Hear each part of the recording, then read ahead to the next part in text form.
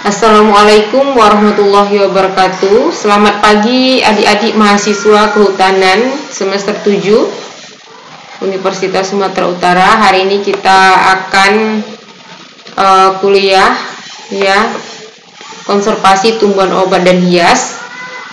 Yang pertama yang akan kita bahas nanti adalah pengertian tumbuhan obat, kemudian ruang lingkup tumbuhan obat, permasalahan dan tantangan konservasi tumbuhan obat, kondisi kesehatan manusia dan kebutuhan akan tumbuhan obat-obatan. Kemudian pengertian tumbuhan obat adalah semua tumbuhan yang dapat digunakan sebagai obat, dari yang terlihat oleh mata hingga yang nampak di bawah mikroskop. Kemudian pengertian menurut JURUD 2004, tumbuhan obat adalah seluruh jenis tumbuhan obat yang diketahui atau dipercaya mempunyai khasiat obat yang dikelompokkan menjadi tumbuhan obat tradisional, yaitu jenis tumbuhan obat yang diketahui atau dipercaya oleh masyarakat mempunyai khasiat obat dan telah digunakan sebagai bahan baku obat tradisional, misalnya jamu buatan sendiri. Kemudian yang kedua adalah tumbuhan obat modern, yaitu jenis tumbuhan obat yang secara ilmiah telah dibuktikan mengandung senyawa atau bahan bioaktif yang berkhasiat obat. Biasanya mempunyai logo dan bertuliskan obat herbal terstandar. Kemudian yang ketiga adalah tumbuhan obat potensial, yaitu jenis tumbuhan obat yang diduga mengandung senyawa atau bahan aktif yang berhasil obat namun belum dilakukan penelitian lanjutan. Nah, adik-adik, ini ada beberapa contoh tumbuhan obat yang digunakan oleh masyarakat di Desa Batu Kapak, Taman Nasional Gunung Loser. Yang pertama adalah daun sungkai atau daun nungke dalam bahasa lokalnya, atau nama ilmiahnya adalah Peronema canescens. Ini fungsinya sebagai obat pegal. Yang kedua, ekor tempulak, ini fungsinya sebagai obat tulang. Yang ketiga, tunjuk langit, fungsinya sebagai penambah energi.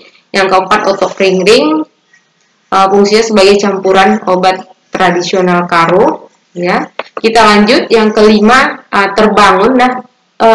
Terbangun, jenis tumbuhan terbangun ini ini sangat sering digunakan dalam pengobatan tradisional karo, terutama untuk obat panas dalam, kemudian obat penyakit gula dan lain sebagainya.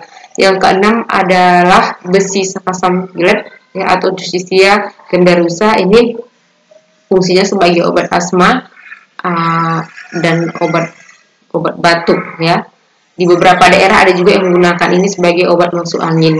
Yang ketujuh adalah daun galunggung atau biasa kita sebut dengan daun sembung. Ini fungsinya sebagai obat asam lambung, obat batuk, obat pilek dan lain sebagainya. Yang kedelapan adalah lancing, yaitu ini sejenis terong-terongan fungsinya sebagai obat rematik dan asam urat. Kita lanjut. Departemen Kesehatan Republik Indonesia mendefinisikan tumbuhan obat Indonesia yaitu bagian tumbuhan yang digunakan sebagai obat tradisional atau jamu. Yang kedua, tumbuhan yang digunakan sebagai bahan pemula bahan baku obat. Kemudian yang ketiga adalah bagian tumbuhan yang diekstraksi digunakan sebagai obat. Nah, itu merupakan definisi tumbuhan obat menurut Depkes Republik Indonesia Kemudian keunggulan obat bahan alam antara lain menurut Suharmiati dan Handayani.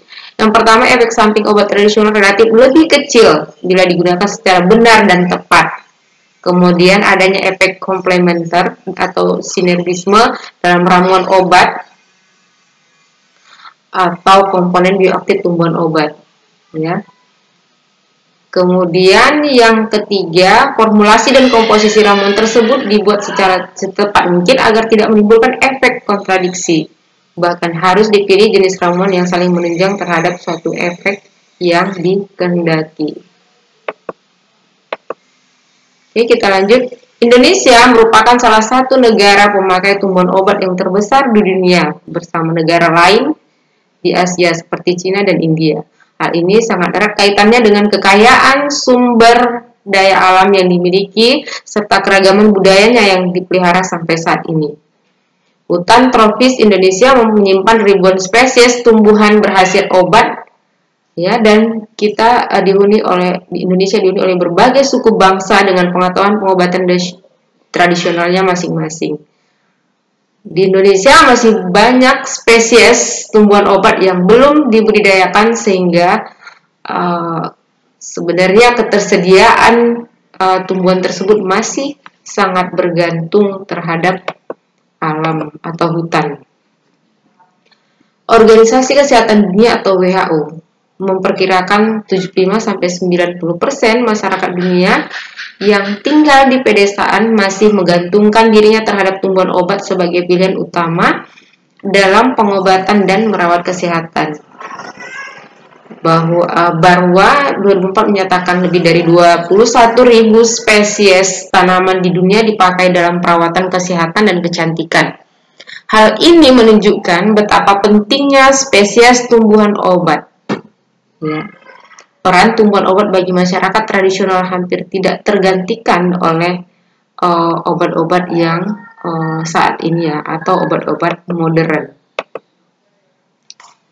Nah, selanjutnya adalah faktor utama yang menjadi ancaman bagi kelestarian tumbuhan obat di hutan secara umum dapat dikelompokkan menjadi 3, yaitu kerusakan habitat, penyebabnya banyak, bisa terjadi karena kebakaran hutan, penebangan liar, dan konversi lahan hutan menjadi lahan non-kehutanan, kemudian yang kelangkaan jenis, kemudian yang ketiga adalah pemanfaatan sumber daya hutan secara berlebihan. Beberapa jenis tumbuhan obat merupakan jenis yang sudah sedikit di alam dan cenderung langka. Di antaranya adalah ulin, kemudian kantong semar, ramin, dan gaharu. Itu hanya beberapa contoh dan banyak contoh yang lain ya. Nah, ini adalah jenis tumbuhan obat yang juga merupakan masuk dalam kategori tumbuhan langka. Yang seperti saya katakan tadi, kantong semar itu ternyata mempunyai manfaat obat batuk, obat sakit tenggorokan, luka bakar, kemudian juga mendinginkan dan menghindari infeksi akibat luka bakar. Kemudian yang kedua adalah ulin atau Zibageri, merupakan obat bengkak, kemudian bisa juga menghitamkan rambut dan mencegah tumbuhnya uban. Yang ketiga adalah gaharu. Nah, gaharu ini kita ketahui sangat banyak mengandung kandungan-kandungan yang sangat berguna untuk manusia ya. Nah, kita masuk ke dalam pokok bahasan konservasi tumbuhan obat ya, dilakukan dengan 2 cara. Yang pertama adalah konservasi tumbuhan obat yang dilakukan secara in situ ya, yaitu konservasi yang dilakukan di dalam kawasan, baik itu kawasan lindung, kawasan hutan produksi, dan kawasan hutan lainnya. Kemudian upaya konservasi selanjutnya yaitu konservasi ex situ ya, konservasi di luar kawasan, bisa misalnya kebun raya atau kebun-kebun koleksi dan lain sebagainya. Oke adik-adik, untuk pertemuan kita hari ini sampai di sini, dan saya memberikan tugas kalian supaya kalian lebih aktif, yaitu carilah 5 spesies tumbuhan obat yang berada di desanya masing-masing beserta bahasa Latinnya dan manfaatnya. Sekian dulu pertemuan kita hari ini. Terima kasih. Assalamualaikum warahmatullahi wabarakatuh. Sampai jumpa pada kuliah kita berikutnya. Terima kasih.